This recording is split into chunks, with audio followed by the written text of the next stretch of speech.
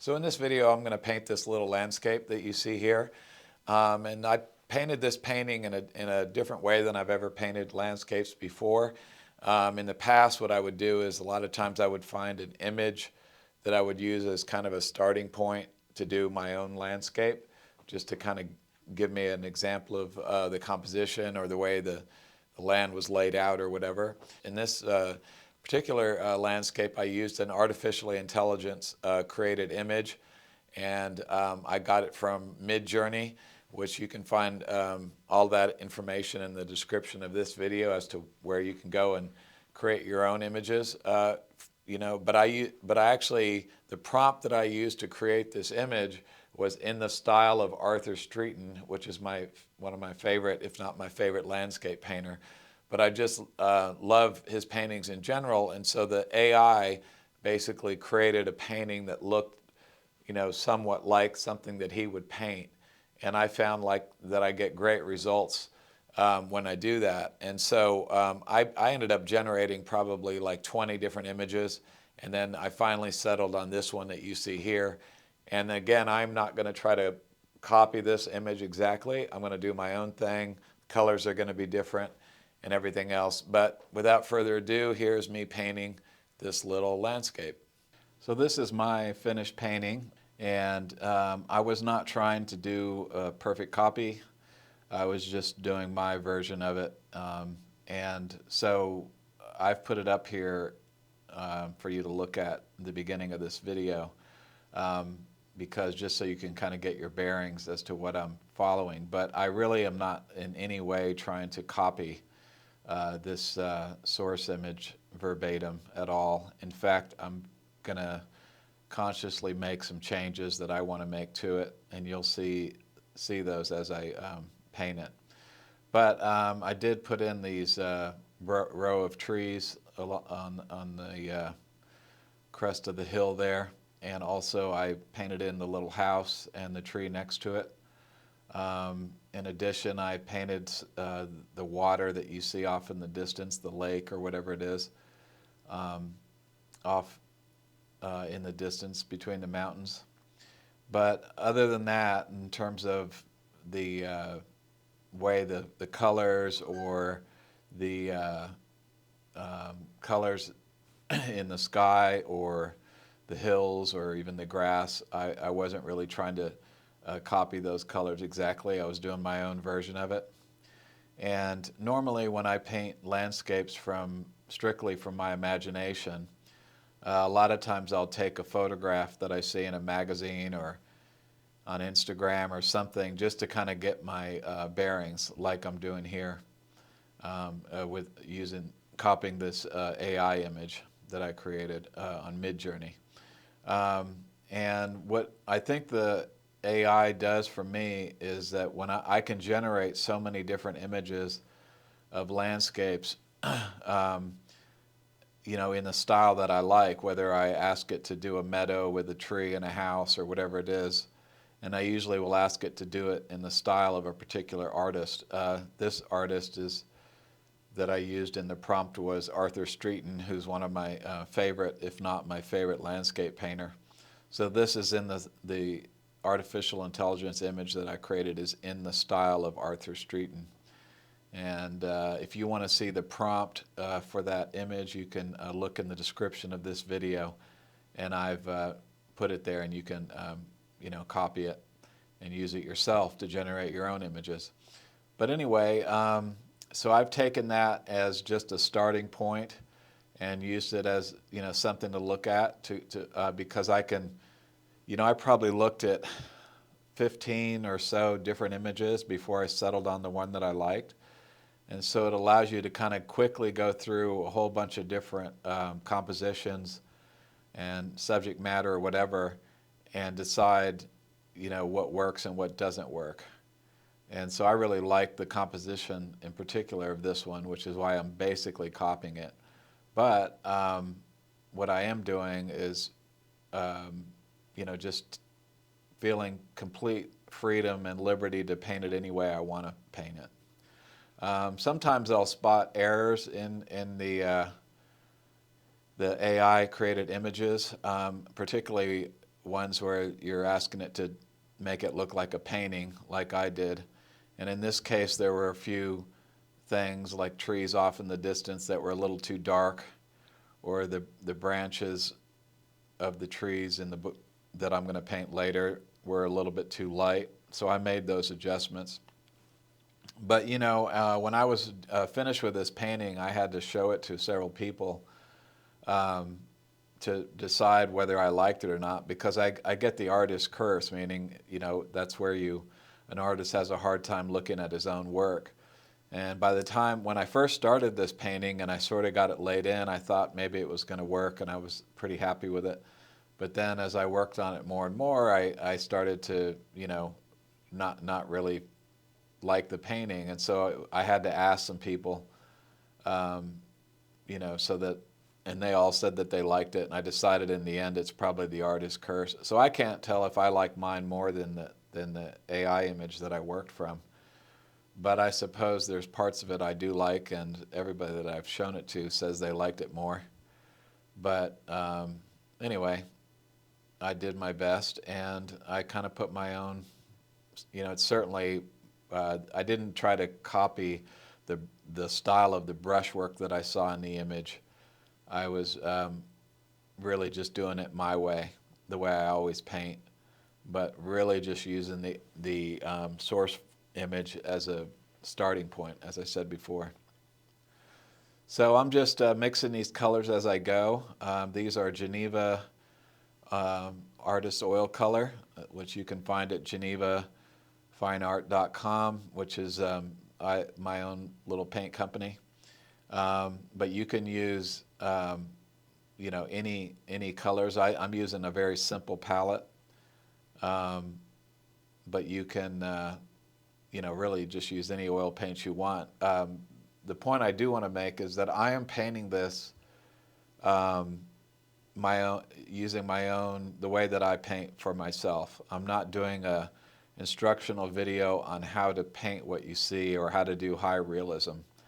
This is really, if you really want to learn how to paint and how to judge values and colors, I would highly recommend that you watch my videos.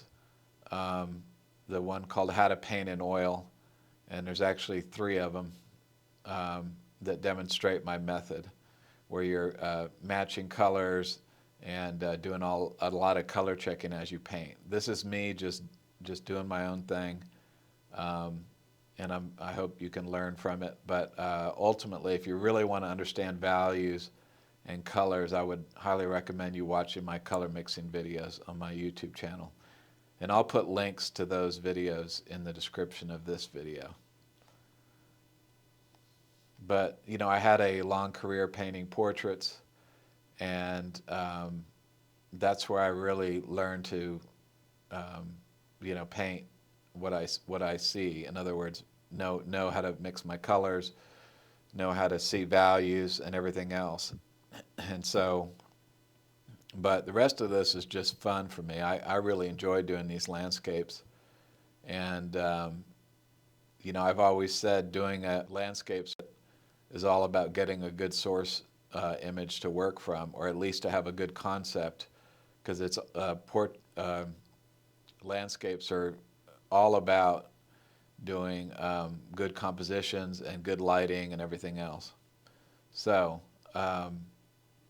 this, you know, I don't have the time to go and, you know, I would say that if you want to do landscape from life, or, you know, plein air or whatever, or, you know, even take your own photographs for your own paintings and not just copy something online, you know, the right way to do that is to put yourself in a place where those landscapes exist. So you've got to be in the country where it's beautiful, or at least has what you're looking for. And then you've got to pick the right time of day with the right weather and everything else. And skies especially are hard to just discover. In this painting, my sky is very simple. And what you'll see here is I'm actually putting in the mountains off in the distance here. That looks like the sky because I'm painting on this stained canvas. But I quickly realized as I was painting this that it would be very helpful to me if I would go ahead and paint the sky so I could see those mountains against the sky. So now that I put in this much lighter color, it'll be much easier to sort of visualize these mountains in the distance as mountains and not as sky.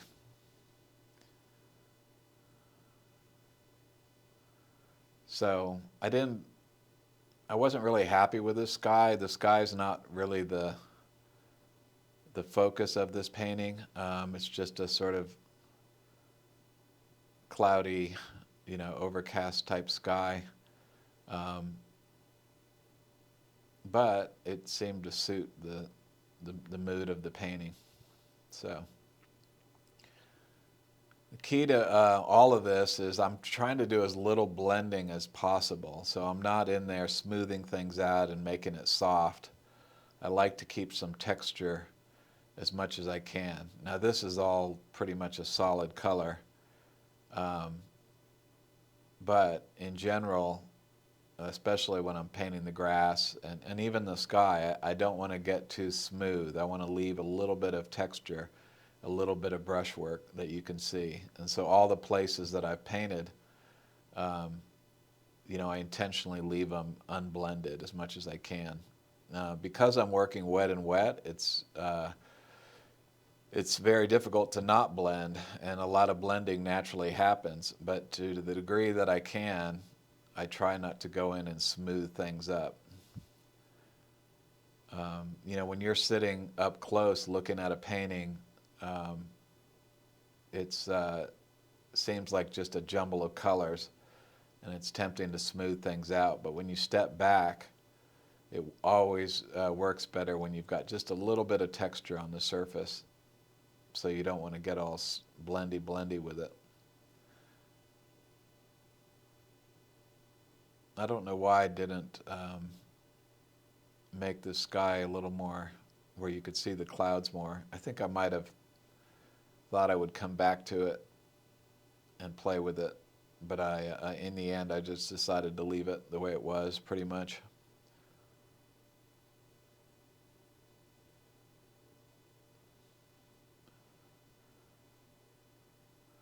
The reason I'm holding my brush funny and dragging it sideways is sometimes you'll get better texture and abstraction if you do it that way. And so, like for instance here, I'm intentionally letting some of the canvas show through, but I'm not going to go in there and play with it too much.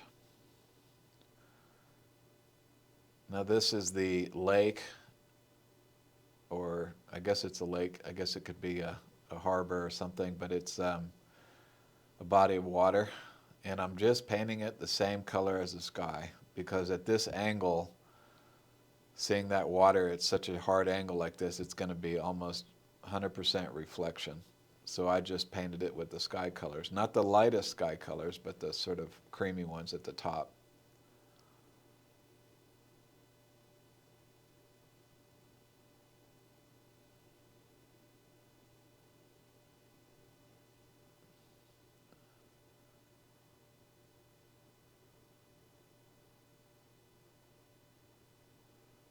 Those trees that I'm painting there are way too big for that far in the distance, and I'll come back and fix that. But that's something to always consider. If you visualize the front shore of that lake or whatever it is, you would never have trees that large as I've painted them there, which is why I come back later and make them smaller. But you always have to think about that when you're painting landscapes, that scale is really so important.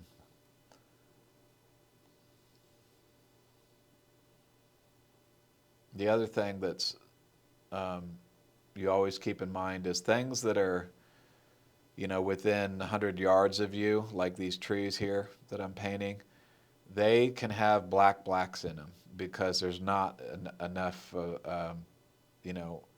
air between you and the tree. But anything beyond that, there just simply will be no blacks, for instance, as far away as that body of water is, because there's enough fog in the air or dust or whatever it is that it's just going to put that milky cast on everything. And that's why the mountain way off in the distance on the right there is such a light color. It's nothing like the color of the mountain. And it's simply because you're looking through all that atmosphere, and it's just fogging up the whole thing. And so that's what happens as everything goes off in the distance. So you really have to think about that. But up in the foreground, or anything that's, within 100 yards of you, or 100 meters or whatever, you can have things that are just black, black, black. And of course it depends on how clear the air is.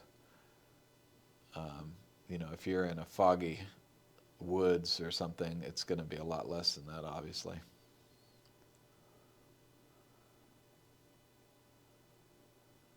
So one of the things that I was sort of intentionally doing, and you can see here now as I start to put in these strong colors, is I wanted to get some, instead of painting the grass just some green color and just painting it all in, what I decided to do instead, which is something I do with landscapes all the time, is to create the color by mixing it. I might have some that's too orange, I'll have some other parts that are too blue, which is the opposite of orange, so I have like blue greens and then really warm colors, and it's all kind of separated out. Now, when you step back from a distance and look at this finished painting, all of those different colors kind of, blend together, or not really blend together, but what your mind sees is the average of all those colors. But it's often looks really nice in paintings when you kind of separate it out some. So you'll notice that I am not getting super blendy with any part of this foreground, and I'm trying to keep my colors separated out.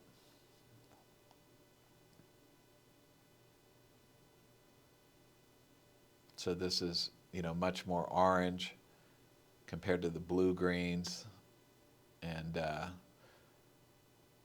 it won't be any trouble at all to come in later and make it more green if I decide I want to.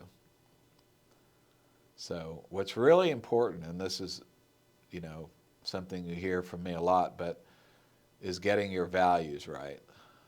I had a student, one of my students in my private classes here in Austin said to me, which I thought was a great quote, color gets all the credit, but values do all the work. And I would say that that's true. That's why black and white photographs work so well, because we care a lot more about the values being right.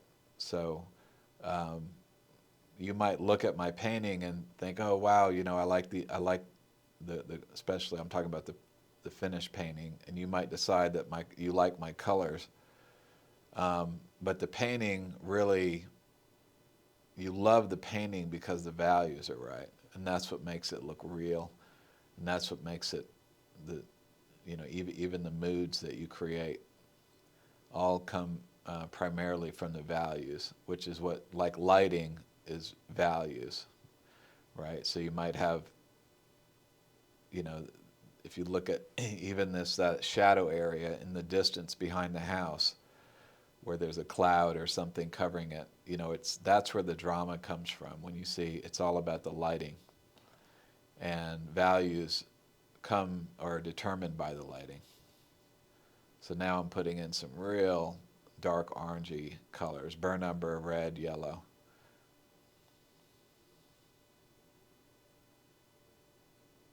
And since orange is the opposite of blue, you have generally blue mountains off in the distance, but then all this foreground orange. And that's, I don't like to have any formulas for like what makes great color, but it's something that I learned from John Singer Sargent, and I see other great artists do it too, but I did notice that he often will have a strong color with a dirty complement. So the strong color here is the orange, which you see in the bottom left there and across the middle, And then the dirty complement are those blue mountains in the distance, because they're not like an intense pop blue, they're like a gray blue, so that's like a dirty blue. And then you have that orange in the foreground. A lot of this was instinctive, so if you ask me, well, why'd you paint the grass that color? You know, I'm thinking like, I like to paint with dirty colors. I don't like using bright colors. It's much better to start with a dirty base, and if you want to put in bright greens, do that after you've got all your dirty colors in. But now you can see I'm putting in these strong yellows, which transitions the orange into the green. But again, if I don't like these colors, it will be very easy to just come in. If I decide that my grass is too yellow, then I'll just put in the opposite of yellow, which is purple. So I'll just take some gray purple, dirty purple, and just put it in on top of that yellow, and it'll just get rid of it very easily. And you'll see that dance of color is always nice. So you might have purple bits and other parts that are more yellowish or orange.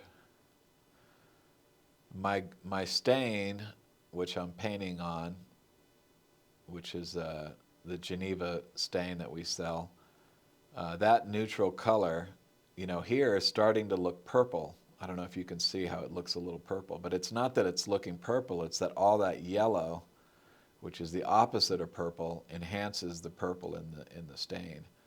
So that's why it almost looks like a purple compared to those yellows.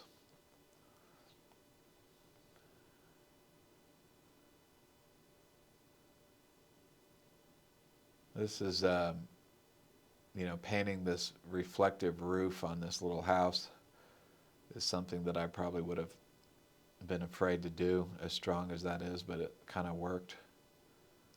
So in the AI image that I was looking at.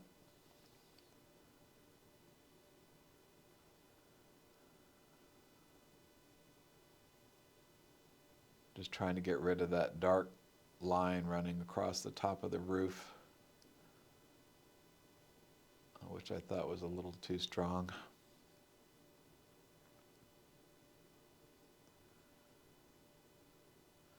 So I'm putting in things that I think you would see in real life. So for instance, if you had a body of water like that, as that land came down into the water, it might be slightly darker on the edge there as it turned away from the sky. Now I'm just changing the skyline a little bit.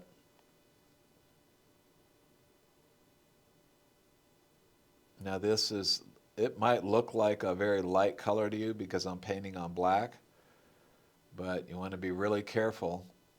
And this is where the AI image, I believe those branches were too bright compared to the ones that I'm painting. So I made an adjustment and made them a little darker. It's hard to paint branches like this and maintain the abstraction. And when I say maintain the abstraction, I mean you don't want to just do branch, just like you got to have something to kind of break it up. You're always trying to maintain the abstraction when you paint. This is all I'm doing here. That's why you'll notice me moving my brushes in different ways, because it's very typical or very easy to be very regular with your brush stroke. And that's something that the more you paint, even now where I'm painting in these little grass bits and stuff, it's hard not to just go, line with, even space between them. You want to kind of mess it up, which is what I'm doing. And some of this was too strong, so I, painted it out and made it more subtle.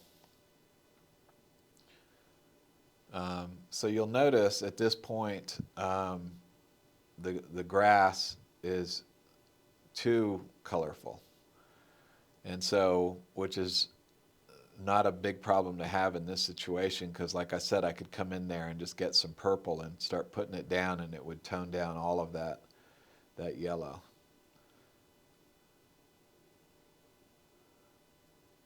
But I spent a lot of time, and I didn't put, you know, I'm skipping around. I'm not showing you every last thing that I paint.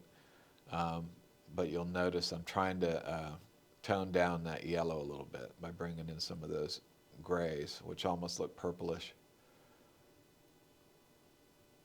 And just by putting those spots in there, when you step back, the whole thing becomes a lot less yellowy. So there is the finished painting. Here's some detail shots so you can see the brushwork better. But I think I'm happy with this little painting. If you're interested in purchasing this painting, you can email me. Thank you guys for watching. And by the way, if you're interested in taking a private class here in Austin, just email me at mark@drawmixpaint.com, and I will give you all the information and cost of the class. Thanks again, and we'll see you in the next one.